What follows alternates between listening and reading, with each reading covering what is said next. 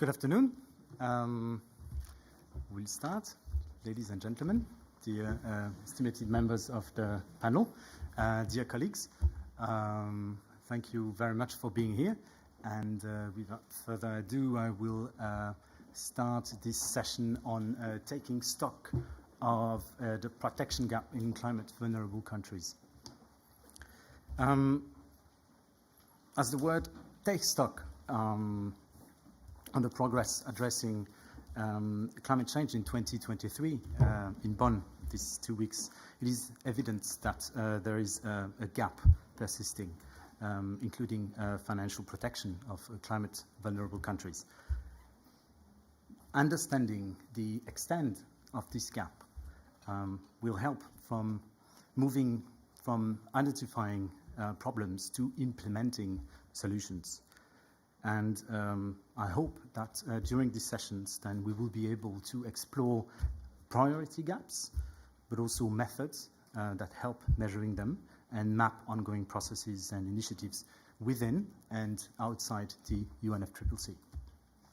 Notable initiatives include the Global Stocktake, the Senate Framework Midterm Review, the loss and damage finance discussions, as well as the Global Shield and the V20 Accra Marrakesh Agenda and Climate Prosperity Plans, but also many others. I would like to welcome today our dear panel members. I will start with you, Annette. Annette is the head of the Inter-Resilience Solution Fund from Frankfurt School of Finance and Management. And we have also Liane Ropa. She's the Program Management Officer at UNDRR in Bonn. We have also Mr. Nilesh Prakash, V20 Pacific Advisor from the V20 Secretariat, and also Mrs. Danica Marie Supnet, Manager for Climate Policy at the Institute for Climate and Sustainable Cities. Welcome to this panel, and before we start with the discussion, I'd like to have some sort of framing. My name is Maxime Souvignier, and I'm the team lead of Climate Risk Analytics at MCII, the Munich Climate Insurance Initiative, and at the United Nations University. We'll talk today about protection gaps, but there is no one definition for protection gap.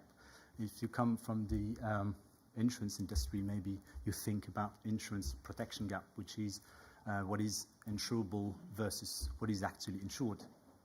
There are also different type of definitions when it comes to risk protection gap. One is to think about total losses versus insured losses. But a more broader one is actually talking about the direct and indirect losses versus everything what is addressed in terms of losses. It includes insurance, but also risk transfer, humanitarian assistance, domestic funds, etc. Let's see what happened in 2022 and 2023, then looking forward. So let's have a snapshot on some key numbers. According to Munich Reinsurance, in 2023, 270 billions occurred due to climate change. Only less than half of them, 120 billions, were actually insured. It means we were looking at almost 400 different events with a total death of 30,000, with 185 million of people affected over the world. It's even worse actually in, moving from the global numbers when we are looking into vulnerable countries, low and lower middle income countries. 8 out of 10 of them are most affected by climate weather in 2019, according to a recent report. It's actually almost 30 billion of average annual asset losses due to natural catastrophe events. 3 of them actually 3%. I mean, to compare that to the almost 50% insured are covered by insurance, and only 2.2 billion are met by humanitarian aid expenditure. That's 8%, just to compare that to the 50% at the global level. It means that the remaining sum, the 26 billion, are actually to be met by these people, or let's say by their government, that are already among the world poorest. There is a high protection gap, insurance protection gap in certain continents, let's say in Africa, 97%, and 95% in some state island like Vanuatu, according to a recent report, and 50% of debt increase actually happened in the V20 countries due to funding disaster recovery. Of course, the protection gap is also linked to different global policy processes. To name a few, of course, loss and damage with the fund and financing arrangements, but also the Santiago network for technical assistance. Also, I'd like to name the Global Stocktake, Adaptation and Loss and Damage, and also the Global Goal, GGA, Global Goal and Adaptation, as well as the Sendai Framework for Disaster Risk Reduction, but also the Sustainable Development Goals that are also important policy process related to the protection gap. And maybe just to finish this short introduction, I'd like to name some let's say, reasons for the large and growing protection gap. We grouped them in different categories, but when it comes to products, then very often the affordability of solutions out there is an issue. But also not just the affordability, but the availability, and just to drop the name, what is the uninsurability of certain regions or assets. Now, when it comes to governance, then there are limitations when it comes to institutions, but also coordination at all levels, local, national, and global. Of course, linkages between prevention, reaction, recovery, reconstructions are an issue, and also limitations. Ownership, but also participation of stakeholder groups is a limiting factor. Very dear to me, coming from analytics, data is an issue in terms of availability, but also accessibility, especially risk and loss data. But not only, so awareness and ability to appreciate risk is limiting and actually making this protection gap grow. So there are also some behavioral reasons. Insurance, for instance, has some limitation when it comes to culture, behavioral bias, and appeal of certain products. But also, even if you are well versed into these type of products, then there are always the adverse selection or moral hazards that make you use them in a wrong way. Then, last but not least, then capacity or lack of prevention. DRR measures is a limiting factor, as well as the we well know that the humanitarian sector is now and still under strain. I would like to stop talking first, and start a discussion with our panelists. That's why you're here for today. And I have prepared, with my colleagues at MCII, 3 different questions. And the first one that we'll ask every one of you is, what do you see as the main issue in 2023 in order to address or to close the protection gap? And what are you or your institution doing actually to address that? I would like to start with you, Nilesh, on this one. It's completely random, but it's also dictated by the presentation, which is first, and the next slide. So if you'd like to start, then to give you overview, I will allocate 7 minutes to each one of you, And I will be very strict on that. I was going to say just 7. Please, the floor is yours. Thank you very much, Maxime. So allow me to start with some statistics. So we have a V20 report, which, by the way, I don't have slides, but you can follow through some of our publications, which is reflected up there on the screen. But so this V20 report has highlighted that there is 98% financial protection gap, and this in itself is quite staggering. So with lack of financial protection, and in a situation where there are more frequent and intense climate-induced disasters, economies start to incur losses.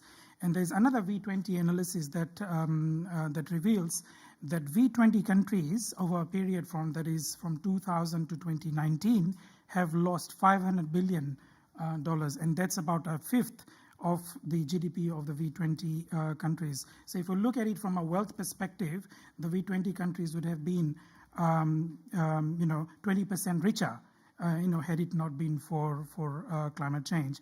And I think the worrying element here is that these economies, V20 economies, would continue to lose $200 billion through to 2027, even when keeping the 1.5 degrees Celsius limit of the Paris Agreement. And that's in fact, quite worrying.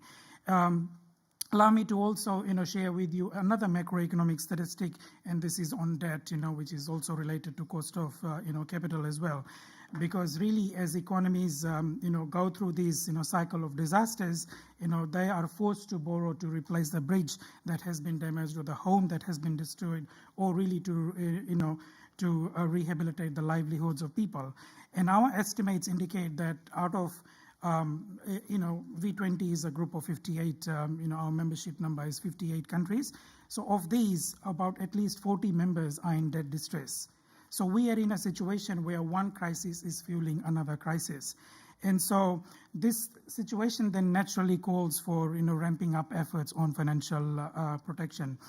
And I will, in this, very limited time, would like to share, some of the key initiatives that the V20 has, that the V20 is leading.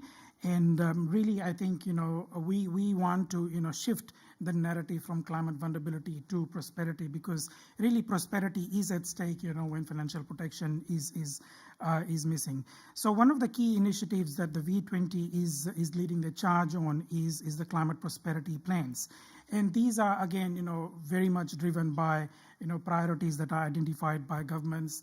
The targets are set by governments. It's based on a macroeconomic, quantitative, model, again, based on the priorities that, that governments have, in fact, highlighted. So these are actionable investment and implementation pathways towards, climate prosperity. They put in place opportunities to unlock new avenues for economic cooperation and innovative financing centered around ambitious and climate-smart targets that aim at optimizing core development outcomes, the social and economic outcomes, and it is also targeting the achievement of SDGs at the national level.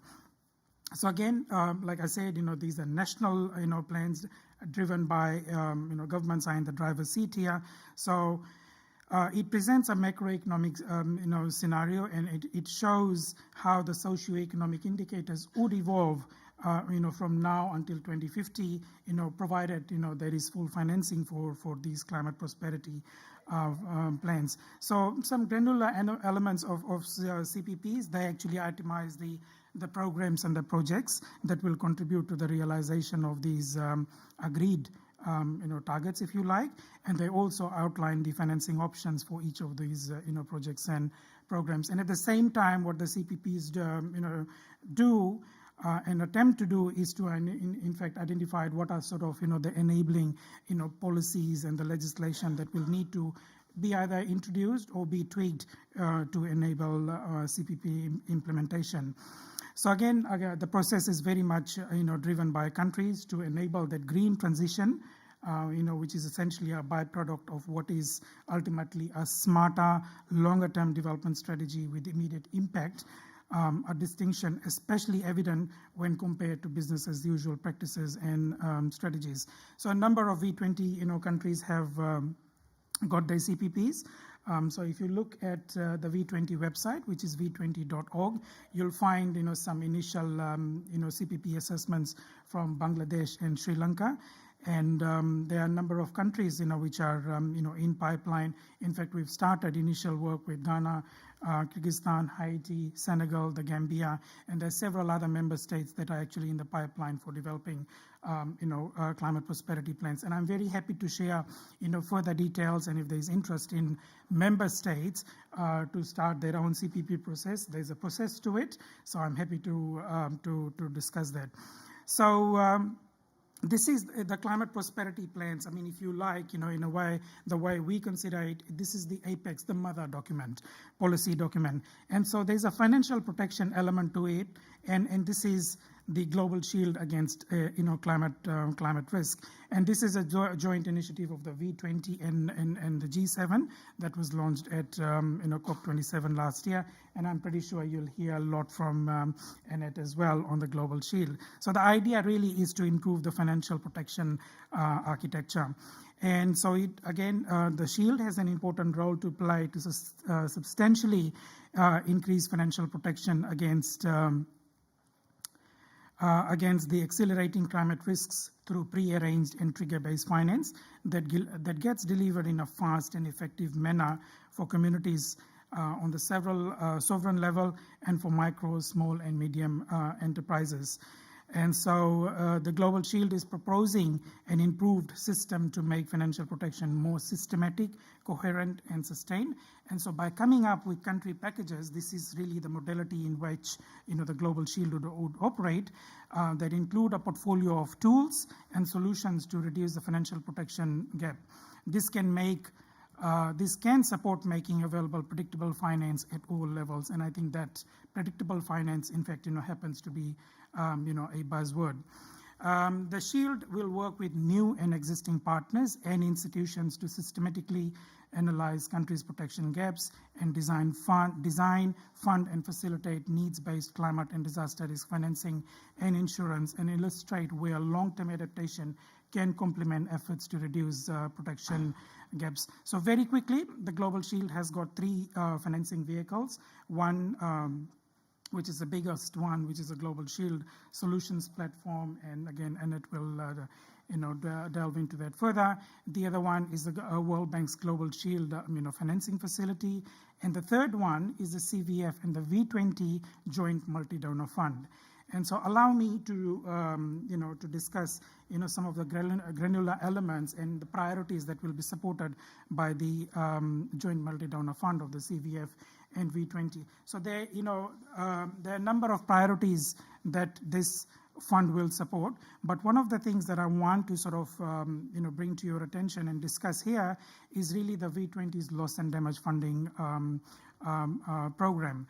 And this is something, which has obviously in the last couple of months, I would say, has moved from the conceptual state. So we are now in the process of finalizing, implementation agreements with the implementing entity. So there are four key elements rather of the loss and damage funding program. The first one is really looking at on financing community infrastructure, which is repair and rebuilding of community buildings, water supplies, medical facilities, medical clinics, so on and so forth, water and sanitation facilities, as well as public housing. The second component of the V20 loss and damage funding program is financing, private assets, for example, house repairs, temporary housing costs, livelihood assets, if you've lost livestock, for example, resources, tools, and implementation, these sort of things are funded. The third one, and this is really touching on the blue economy aspects of stuff, which is on coral reef restoration. So really, restoring reefs that are actively impacted by climate change, which is ocean warming, heat events, and acidification, and enhancing reef resilience, because the region that I represent, Pacific, we are called, large ocean states. And the oceans, really our livelihoods are dependent on oceans. So I think, there's a lot of, interest in the blue economy, in coral reef restoration. And I guess this is also important for other, member states. And the fourth priority, and this is really an interesting one, and there's a lot of about, funding, there's about, more than $5 million, GEF funding already committed to this is an adaptation component, because really, as we endeavor to, to finance loss and damage, projects across, member countries, we need to ensure that any additional funds that we are deploying and taking to these countries does not add any further risk, and therefore that focus on adaptation. And so this is the adaptation component of the loss and damage funding program. So very quickly, in terms of what we are trying to prove with this V20 loss and damage program is that this is a meaningful gap. It's a meaningful support gap that needs to be funded, and we have started this process with that initial funding commitment, and with the initial work that is in train. By funding these programs, we are demonstrating that this is something that can be funded. And again, by having Jeff in the picture, again we are saying that loss and damage can be funded effectively and efficiently through existing financial mechanisms of the UNFCCC, and in this case, the involvement of Jeff, in that adaptation component, specifically the LDCF and the Special Climate Change Fund. And Nilesh, again, Nilesh, I'm sorry to interrupt. I'm just done. I'm on my final point. All right. I said I'm going to be strict, but I already have been over time 10 times.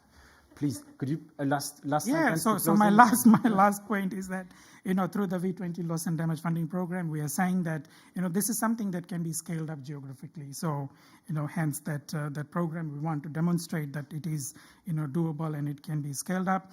And again, I think providing the grants to communities, we can complement other forms of loss and damage funding.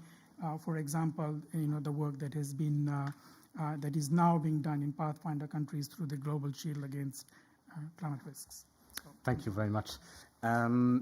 You were actually talking about actionable investments, but also about the Global Shield, and I think that it leads to nicely to a presentation from you, Annette, if I can put you on the spot, and then we can move on with the same conversation. Same as for Nilesh, I will be very strict. Well, somewhat, yeah. And yes, please ask you exactly the same question. So, what do you see the main issues, and what are you institutions currently doing about that? Well, thank you very much, Maxime. I'm really honored to be here today, and I'm quite confident I can keep it to the 7 minutes because I would like to focus on 3 gaps that are a priority for our work here at Frankfurt School, not only in 2023, I have to admit, because I think that those gaps exist already for longer time, but I'm very happy to see more and more attention now to the subject. And also more possibilities now with the instruments that we have to contribute to these wider political agenda that we have. And maybe to start with the first gap that I would like to address, and I think we share that concern, is really the identification and quantification of risks. And the first thing is to really enable policymakers to take informed decisions. I think this is something, in order to measure the protection gap, we need a common language.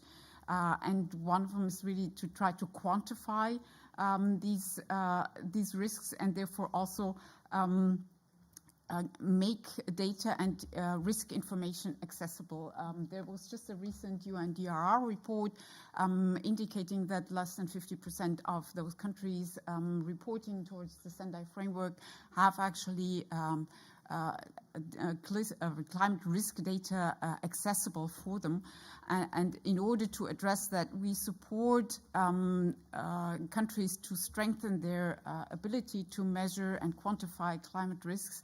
And here I would like to maybe if you go to the next slide.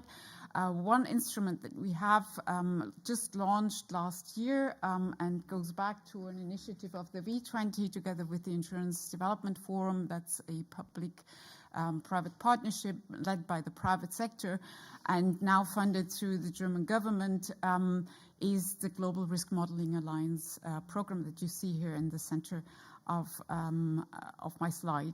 Now, the Global Risk Modeling Alliance, the GRMA, has the objective to support countries in strengthening their ability to analyze risk, but also giving them access and funding to improve on their risk models and risk data, not only on quantity.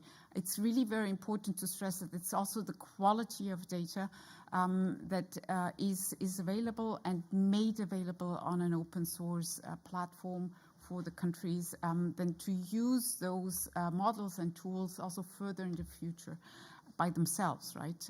It's really something that there's ownership and capacity in the countries. So this is, I think, a very first concern that we have and that we try to support with, together with the private sector. The GRMA is actually a public-private partnership program where we leverage also the expertise in the private sector. Now, information is really necessary, but it's not sufficient. What you also need is actually then to make sure that this information is used for decisions. And one is definitely to manage risks on really reducing the risk. And Niels was pointing to the fact that there is actually the need to inform prosperity and investments. Just to give you a number, in Pakistan, floods 2022, there were economic losses of more than $15 billion and more than $16 billion a need to reinvest and rehabilitate infrastructure. So, but how and where do you focus and where do you make sure that these investments are sustainable and not really exposed again to climate risk? And this is where we built on the information that we have now able to actually support with the Global Risk Modeling Alliance. But then the question is, what kind of instruments do the countries have in order to manage this risk? And one is climate risk insurance. But we know that climate risk insurance is not available just everywhere. And therefore, back in 2019, we established the Insurance Resilience Solutions Fund that you see here on the right-hand side of my slide. The Insurance Resilience Solutions Fund is actually a product development facility. That's how we like to describe it, because it has the focus on supporting partnerships between the demand and the supply side to develop innovative climate risk insurance products, very specific and adapted to the needs of the country. And therefore, I want to stress that it's very important for us that we encourage partnerships between the demand and the supply side to apply, in order to make sure, on the one hand side, that the demand is reflected already in the development process of the product, but then also have the supply side included to make sure that these products being developed are actually financially viable and therefore sustainable in the long term. So the Insurance Resilience Solutions Fund is supported by the German government, funded through KfW, and we have since the implementation and establishment of the Solutions Fund in 2019, we have received more than 336 applications already, and we have currently a portfolio of 30 projects that are approved. And this is really covering a wide spectrum of solutions for sovereigns, so governments, for micro-level here farmers, but business and also other micro household insurance solutions, but also on the meso level, so intermediary like MFIs that can insure themselves against climate risk. So this is the second gap that I think we would like to address and hopefully also support further with the Insure Resilience Solutions Fund. But a gap that we always were very unhappy was that it focuses on insurance. We were quite aware that insurance is not the whole solution. Insurance is a significant component, but it can never address all risks. And therefore, we were very, very happy that the Global Shield was launched in 2028 with the V20 and the G7 as a joint initiative, and that we can be part of this. So I am having actually also the head of being the head of the Global Shield Solutions Platform. Nilo, you mentioned it. It's one of the financing vehicles then to operationalize and provide funding for the Global Shield. And the Global Shield Solutions Platform, we just had the constituting meeting. We have some representatives here also. The Global Shield Solutions Platform is a multi-donor grant facility supported by Germany, Denmark, France, and potentially also further contributors. And we have the launch, actually, the official launch just Friday this week. So hopefully I see some of you also celebrating with us on Friday. And with the Global Shield Solutions Platform, we support country packages. Nilesh has explained this briefly, and I want to keep it short because I know of the 7 minutes, but please let me just allude to this. And I think the very important additional component that the Shield provides is comprehensive country programs, where we see the Global Shield Solutions Platform as a service provider addressing the needs of the country in a dialogue to identify where actually support is needed to address the risks in a more complementary way. So climate and disaster risk finance and insurance. So it covers actually a wider spectrum of insurance and climate finance solutions, and therefore having a more holistic approach to manage risks.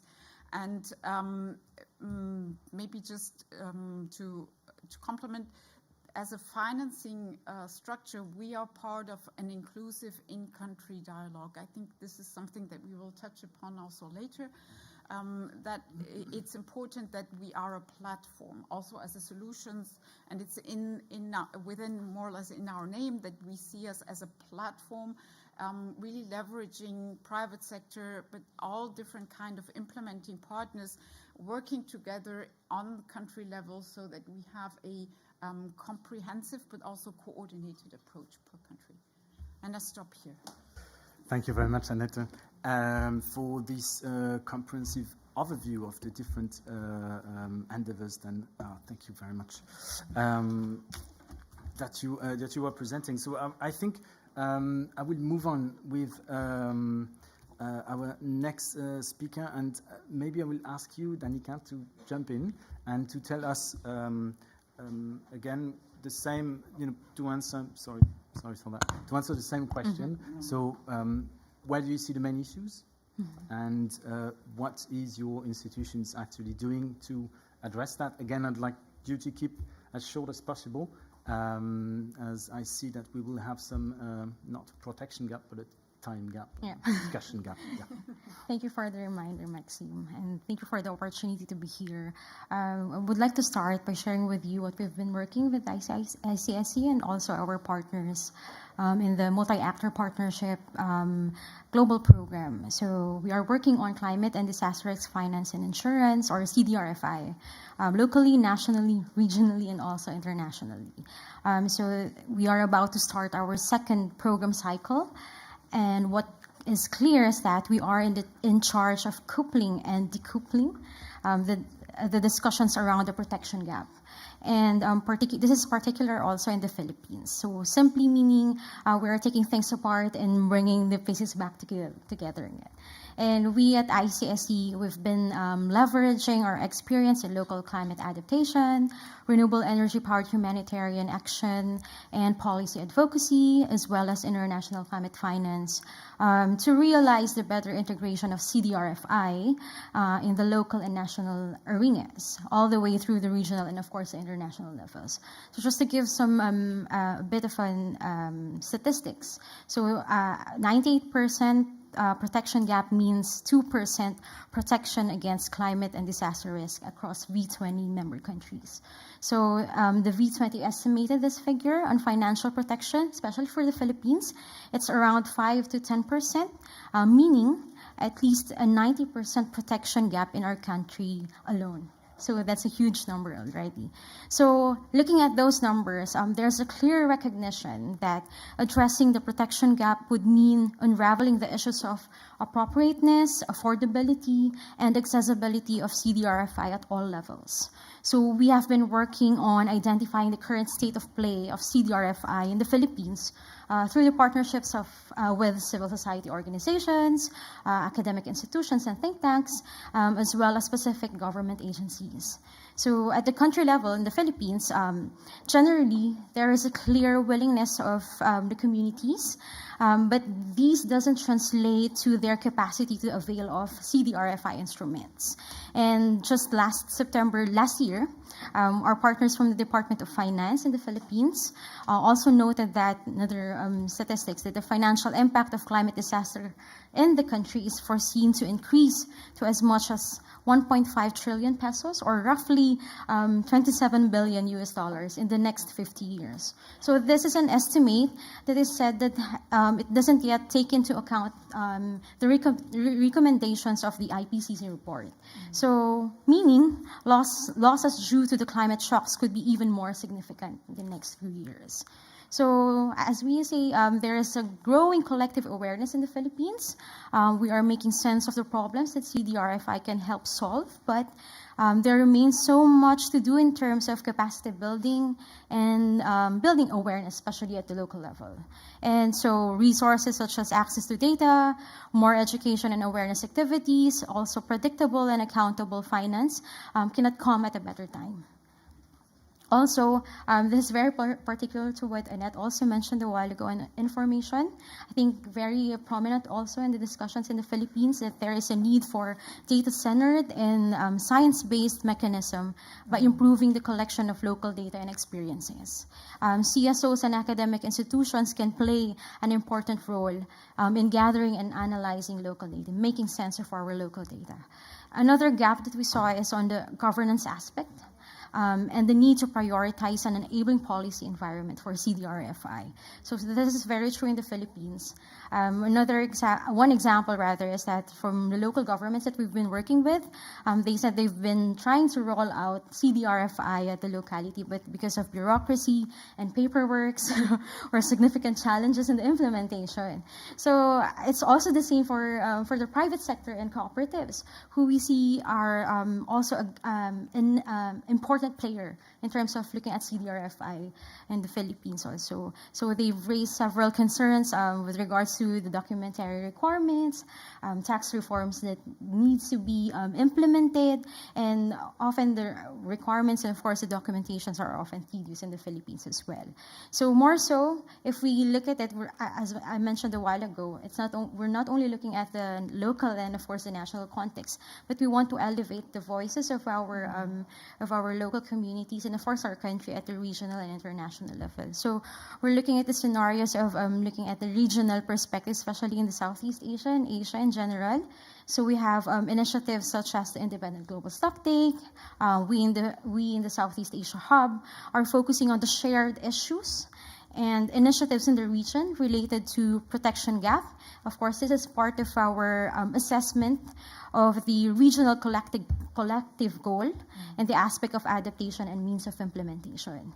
And so the experiences of the countries, of course, are important to fill in this information gap at the regional level as well, especially as we are moving towards the updating of the NDCs. So that's all from me. Well, thank you very much. That's a very interesting perspective. So, but from the global level to the local level, and then taking these initiatives and also examples then to the international platforms. Thank you very much. I think we'll talk about that further and how it interacts with other initiatives. But then before that, I'd like to give you, Leanne, the opportunity to answer as well these questions. So what is your institutions currently doing around to close the protection gap, and where do you see critical issues? Thank you. Good afternoon, everyone. I am Leanne from the UN Office for Disaster Risk Reduction. Many of you may know that the UNDRR is the lead entity for disaster risk reduction in the UN system, and also assisting and leading on the implementation on the Sendai framework for disaster risk reduction. So with that said, much of the work that we do is also working with countries and understanding where their gaps, their needs are, and also how we can use those to tap into different opportunities that exist. On this question then of the protection gap, I thought it was necessary for us to take a look at what countries themselves have been saying about this particular gap.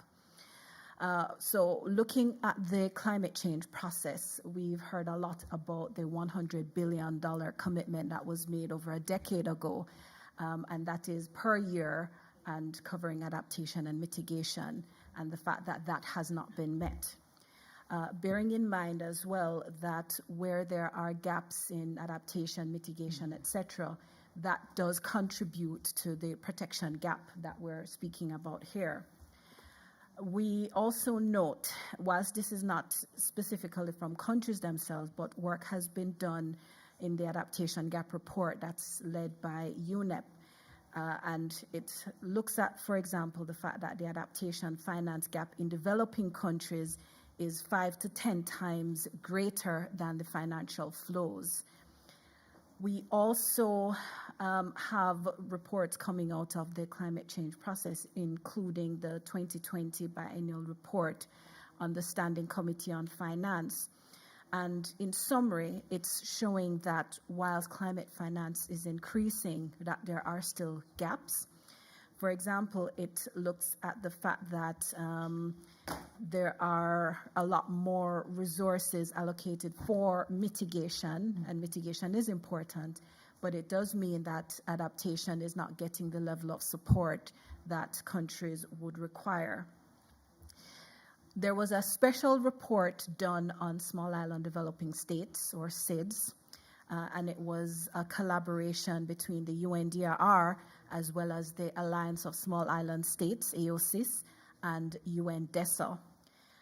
I pulled information from that report, and that was launched earlier this year, where it says that insurance is evolving and playing a greater role in risk, in addressing risk, but that the insurance facilities in these small island states require external support. It also highlighted that self-insurance sovereign wealth, among others, are being used, but that they're currently not sufficient given the scale of the disasters that are taking place. There is also mention of the premiums that small entities or individuals and the fact that they are often unable to afford these premiums for insurance products. 3 other things that I would want to mention from this report. It mentions that microfinance is not able to cover the impact of severe hazards, that there are different products required to incentivize risk reduction. So they mention, for example, variable pricing and different policies, etc. And finally, that data and information needs is important because this drives risk analysis and informing insurance, but this is a gap and a need. I will then speak to the midterm review of the Sendai framework. Many may be familiar with that process. It culminated not too long ago with a political declaration, but the information itself would have been developed over a period of time. I perhaps will highlight coming out of priority 3 of the Sendai framework and the evaluation there, where this is focusing on investment in disaster risk reduction for resilience.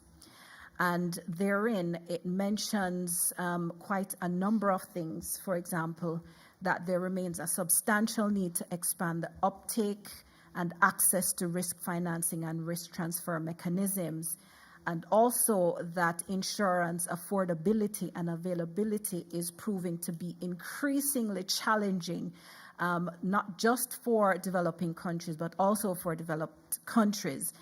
But it also highlights the fact that there are a lot more uninsurable risks that are taking place driven by climate change. I think, when we talk about those uninsurable risks, that clearly highlights a very important gap. The important thing as well is that there are several recommendations that came out of these deliberations with countries and parties. So it speaks about being able to incentivize insurance companies so that the appropriate allocations for these risk initiatives can be made. And also encouraging governments to put more investment in insurance and also subsidizing premiums at different levels, in particular for vulnerable groups. There is also mention of expanding the uptake of and access to insurance mechanisms, and member states were encouraged to continue investment in insurance premium subsidies, particularly bearing in mind that there are different vulnerable groups that need to have access to these facilities. So in the interest of time, I will just go quickly to what it is then that the UNDRR is doing. We are a partner organization for so many different initiatives. The Into Resilience, for example, the UNDRR is a partner organization there.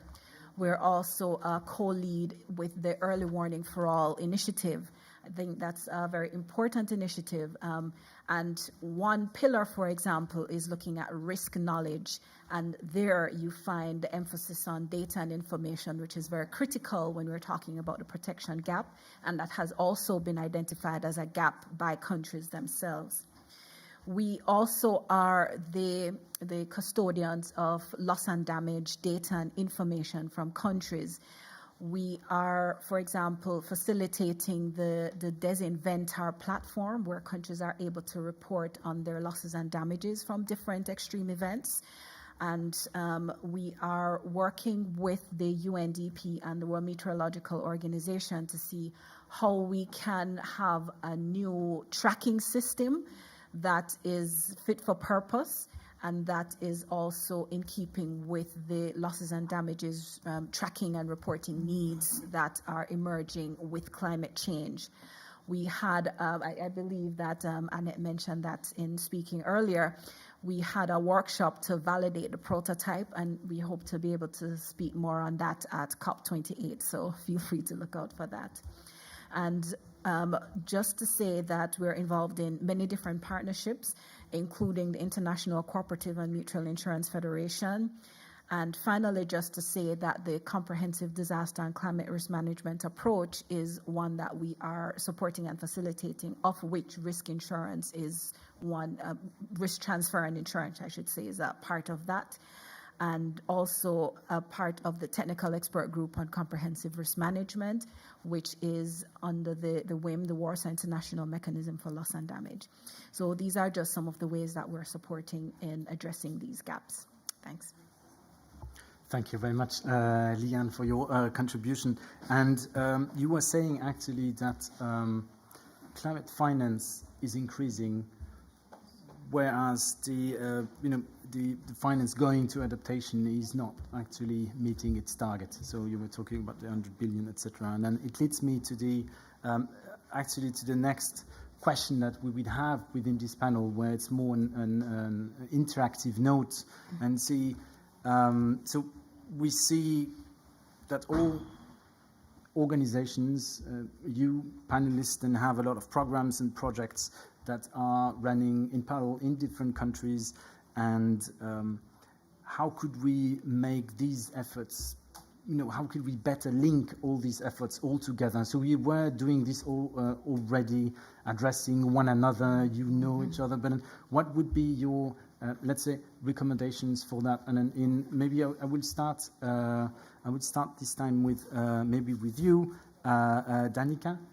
So what would be your take on that? Maybe a few ideas, 2-3 sentences on that for the sake of time. And then after that, I can move. I will move further with the other panelists.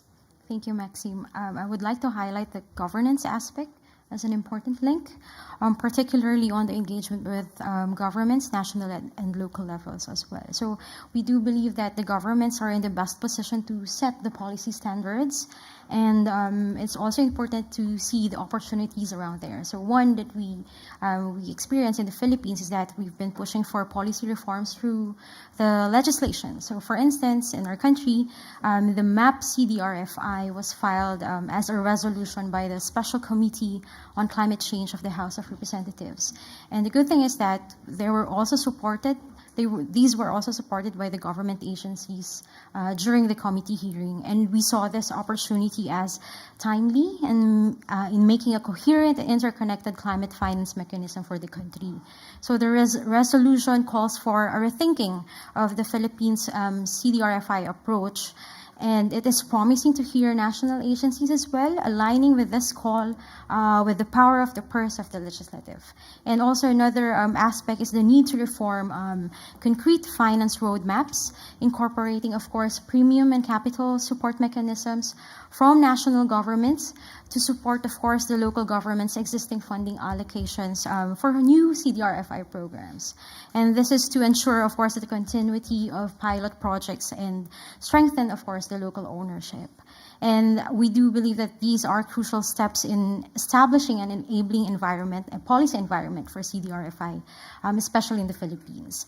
And for the civil societies, CSOs can do more, of course, to support the needed technical aspects in developing these policy standards, and through research and, of course, innovation of CDRFI mechanism to inform policy making.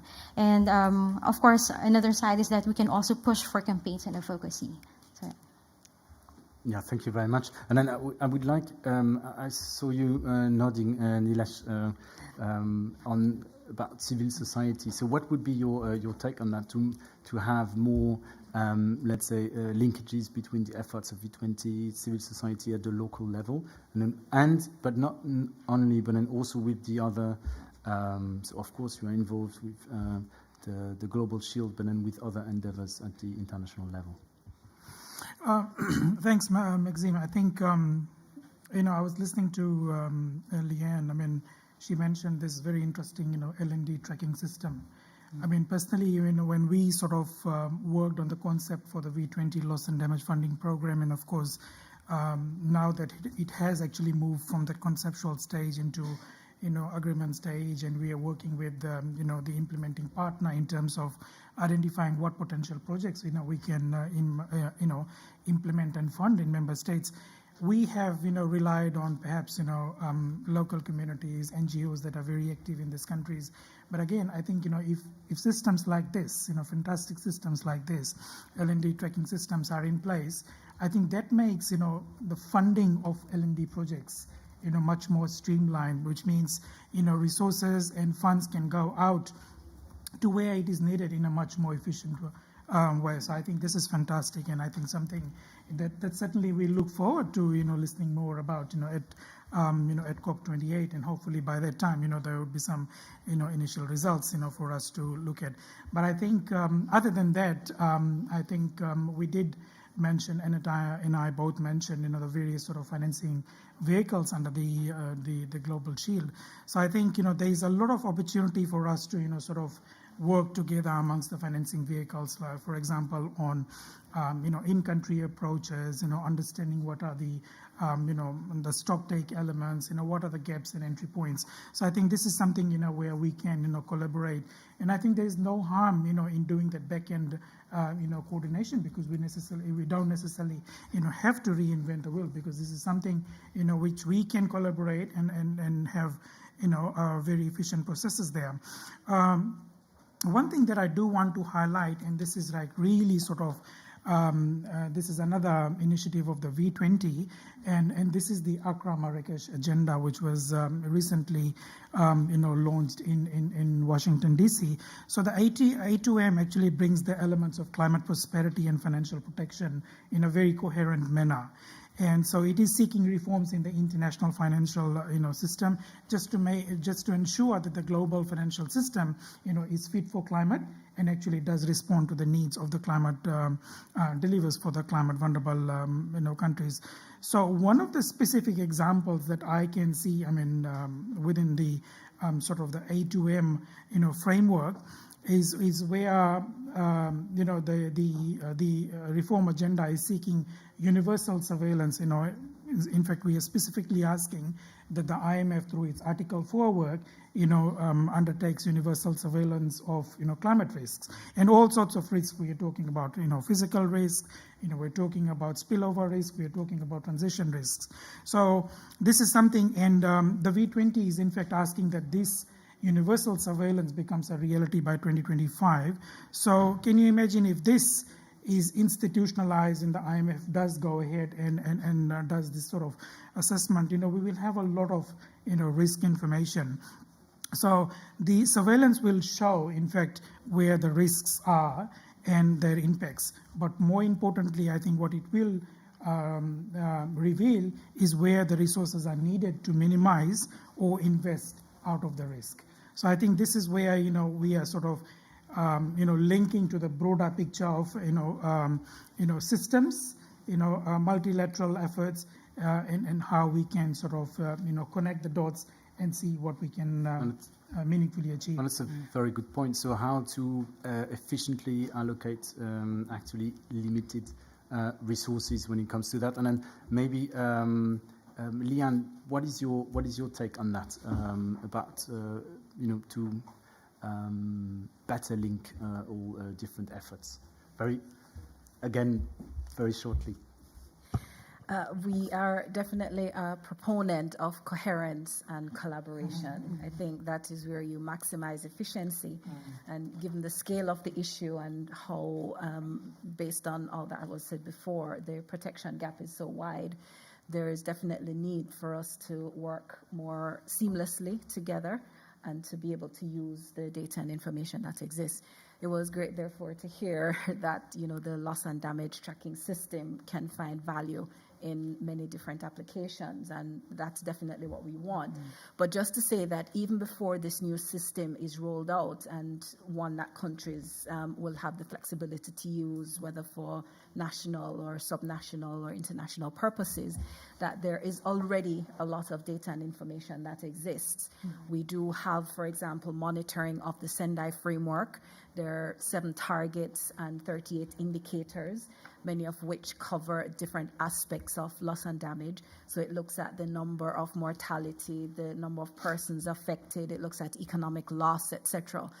And these are coming in from countries as official statistics. So a lot of this already exists. What we're trying to do, however, is to be able to build on what is there and to continue to have the different partnerships across, governments, non-governmental organizations, the private sector, NGOs, etc., to ensure that we're able to use these kinds of data and information to, as was said before, make informed policies and to maximize the benefits that will eventually redound to the persons on the ground who are considered at risk and most vulnerable.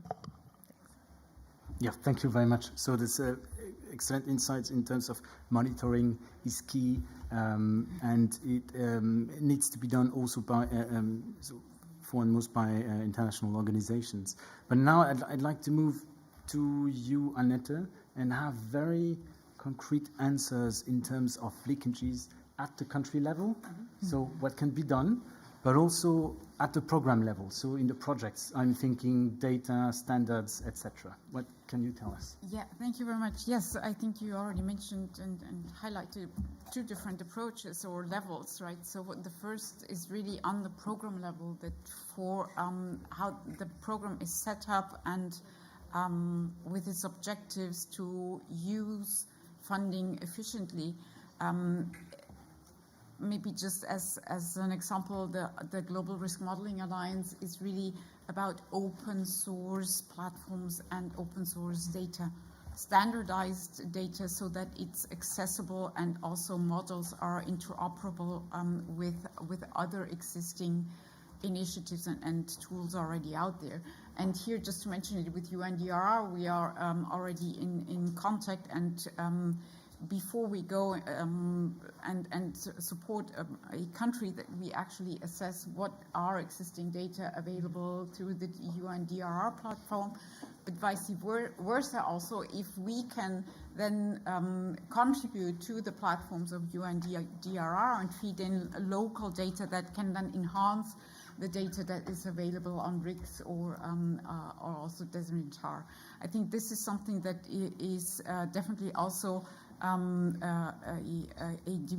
request that we definitely see, so that the data can be used, can be validated, and therefore also improve transparency for this data use. So that is on the project level, but maybe also another example on the project level. So for the Insurance Resilience Solutions Fund, we ask applicants to assess already in their application where do they have linkages, synergies with other existing initiatives in the country where they are actually then intending to develop a new solution. And we also inform them if we know of other initiatives. Now, but I think this is just a first step. More systematic, actually, approach is now under the in-country process of the Global Shield, and this is something we're very much looking forward to, because it covers and entails, includes not only insurance solutions, as mentioned. It was really addressing disaster risk management, including disaster risk reduction, and other climate finance instruments that need to be actually included in solutions to be developed. And therefore, I think this inclusive approach and a systematic process that is led by the government, and Daniela has also mentioned here the role of the government is really important. I think this is something where we can definitely improve on coordination. Yeah, thank you very much. It was extremely spot on and detailed, and this is what I was looking for. And it leads to the actually to the third and last question of this panel. It's about, well, actually we were mentioning a lot different global policy processes, the standard framework, but also others. And then maybe I continue directly with you, Annette, on this one, and we can go backwards. And then what do you think, the initiatives you've presented and the programs, projects, and then contribute to the global policy process? Sorry. Exactly. I mean, for the sake of time, it has been mentioned that insurance is really an essential element to manage risk, but also then to contribute to the sustainable development. And there is an A2II paper that really clearly also points out that insurance actually contributes to 9 of the 17 SDGs, and therefore, as I said, for the contribution and attainment of the sustainable development goals, a key element. Then to the Sendai framework, we have mentioned that earlier, right? So data and accessibility of data is key for disaster risk reduction, but also management. And here, I think, especially with our research component and support for climate risk understanding, we hope to contribute also into the Sendai framework. And then, last but not least, to the loss and damage discussion, I think here the Global Shield is definitely a contribution how to operationalize funding mechanisms for loss and damage. And hopefully with the three financing vehicles that are now established under the Global Shield, we can contribute to that. Thank you very much, Annette. And then I'd like to move to you, Leanne. You've been mentioning a lot global policy processes, but then besides the Sendai framework and maybe loss and damage, do you want to highlight something when it comes to that you haven't done yet? Thanks. I will perhaps just mention that the idea of insurance and risk transfer is not particularly a new one. It's just that it's more critical given the issues that we're having. When we look, for example, at the UN Framework Convention, it does speak to insurance being one of the ways that countries would be addressing the issue of climate change. And then we look to the Paris Agreement in Article 8, where it makes reference to areas of cooperation and facilitation. And as one element of that, it includes risk insurance facilities, climate risk pooling, and other insurance solutions. So when we look across the global policy processes and landscape, and as Annette just mentioned, there is sorry, I don't know, it just slipped me. But the point I was making is across right, you were mentioning the SDGs. That's the point I was trying to make. So across the global policy landscape, there is emphasis on protection gap, even if it's not called such in these areas. What we would therefore want to see is that there is more implementation and better streamlining so that it's reaching the communities and the vulnerable groups in particular that will need to benefit from these systems. Thanks. So less discussion and more action. Yeah, that's I like this. And then on this note, I would like to give you the opportunity also, Nilesh, to answer this question and maybe some concluding words, maybe a few sentences on actually what V20 is contributing to global policy processes that we haven't mentioned yet.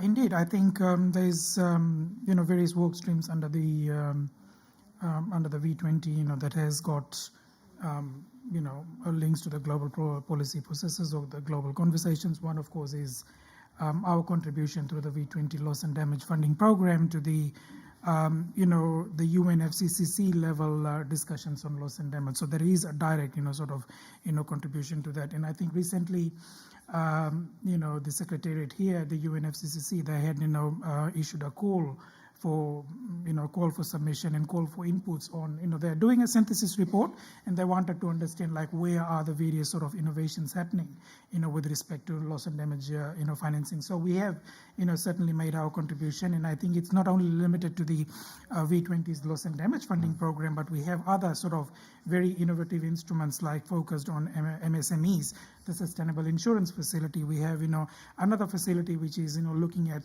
specific slow onset risks. So these are our contributions towards that global policy conversation. And really, we hope that having achieved some runs on the board, we should be able to share some initial results or some at least some interim results at the coming COP in Dubai. And of course, our contribution to the global goal on adaptation, however you take it. But I think the V20's work program is actually bolstering adaptation. We have got this JEF funding commitment, and I think we have our own sort of resource commitments from the joint multi-donor trust fund. So that's again contributing to the adaptation agenda and really implementing adaptation projects in member states. And I think the other one which I want to sort of flag is the Accra Marrakesh agenda. I mean, this is a very specific and a very broad, long-term, sort of agenda on financial system reforms. It's got 4 policy priorities, and I think the way you can always find that on our website, the way it has been crafted is really, pulling together, debt, financial protection, risk management, everything together in a very coherent sort of agenda. And we want, the global system to respond to it. So again, I think, we're looking at the bigger picture. How can the global financial system can respond to these, these policy priorities that are articulated in the Accra Marrakesh agenda. Yep. But thank you very much. And then we'll jump on the word global picture, and then very often global picture starts at the local level, and I would like to see what is your take on that. So the contribution from communities. We have representatives from indigenous communities today, but also at the local level. What is the contribution that can be made for the COP, but also the global policy processes in general, from your point of view? Thank you, Maxime. For ICSC, we strongly believe that the progress and challenges within countries, when taken together, we can solidify global initiatives such as the G7, V20 Global Shield Against Climate Risks, and which will be measured by how it was able to usher countries to a position that we are able to manage our risks without, of course, derailing our development plans. And I would like to highlight that national experiences can also shape initiatives pushing for genuine reforms that are timely, and reforms that just make sense.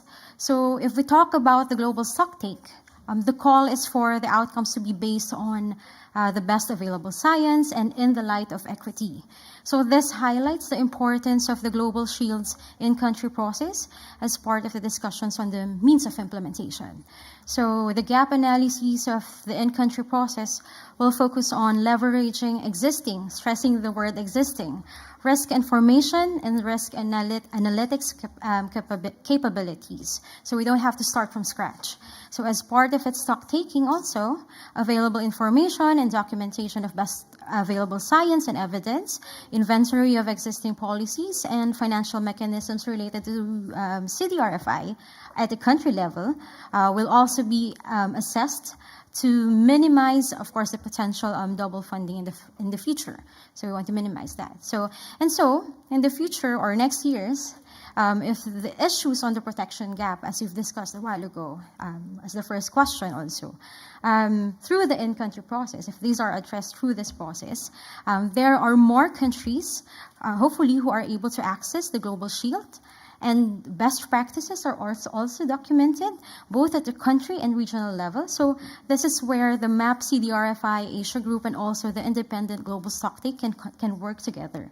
So these are added values to answer the GST question, or the Global Stocktake question, of whether we are on track in meeting the collective goals of the Paris Agreement, particularly on the means of implementation. And it's also adding credibility to the Global Shield's portfolio.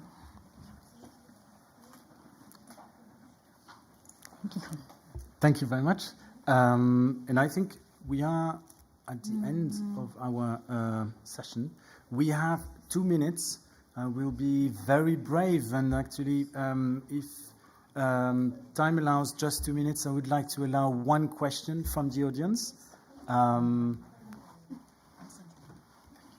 Alex, can I ask you, because I have to move to another session, to take on moderation? Sorry for putting you on the spot.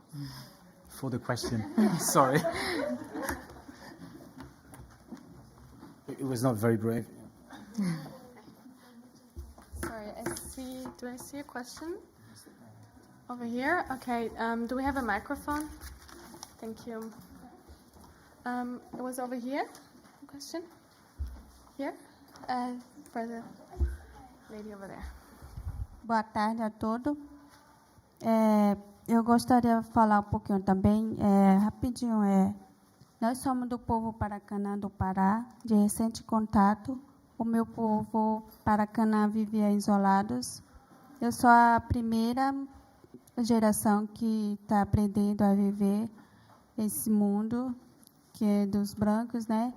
Então, o que eu estou querendo falar para vocês, a terra indígena Pitereua é 3 vezes maior que o país Luxemburgo. Nosso território tem quase 10.000 quilômetros quadrados. Por que vocês só fazem parceria com as universidades e instituição da sociedade civil, mas não com a população que vive no território?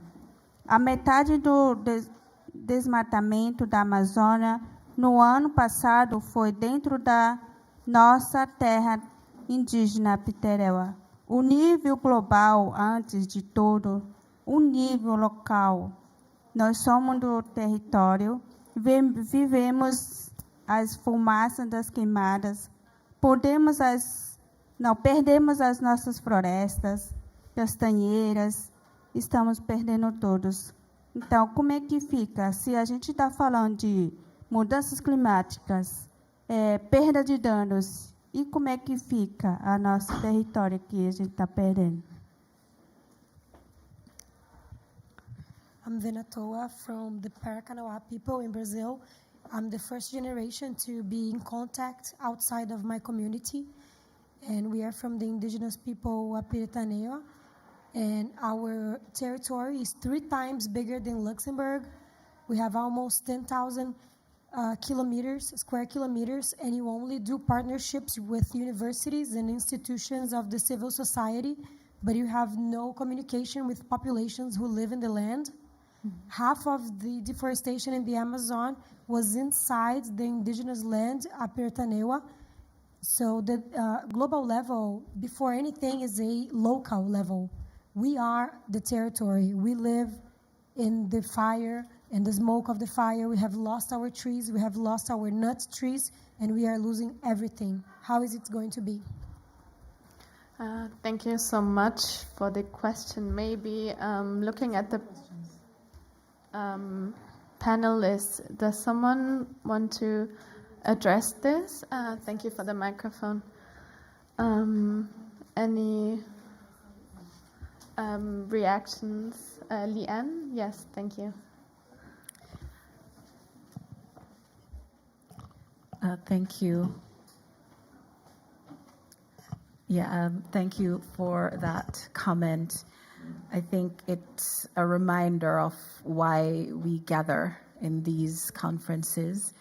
I know on the part of the UNDRR, we are champions of reducing risk, and we have highlighted vulnerable and indigenous communities as particularly important for countries to recognize, to involve, and to design policies and put in place different financial mechanisms that will do exactly what you are asking, to protect your indigenous rights, your communities, and also the resources and the environment on which you depend, not just for provisions, but also as part of your culture. And if you look, for example, in what has been agreed under the Sendai framework, and also the environmental policy that we have as the UNDRR, these are exactly some of the things that we're advocating for. And so once again, thanks for your comments and all the best. Thank you so much, Leanne. And with regards to time, I'm sorry, but we have to close the session now. I would like to thank all of the panelists. Thank you so much in the name of UNU EHS and also the co-organizers ICSC. And also thank you for Magdalena Mierwald for organizing the session. Maybe an applause for the panelists and organizers. Thank you. Thank you also. Is Kairos still coming? Apparently no.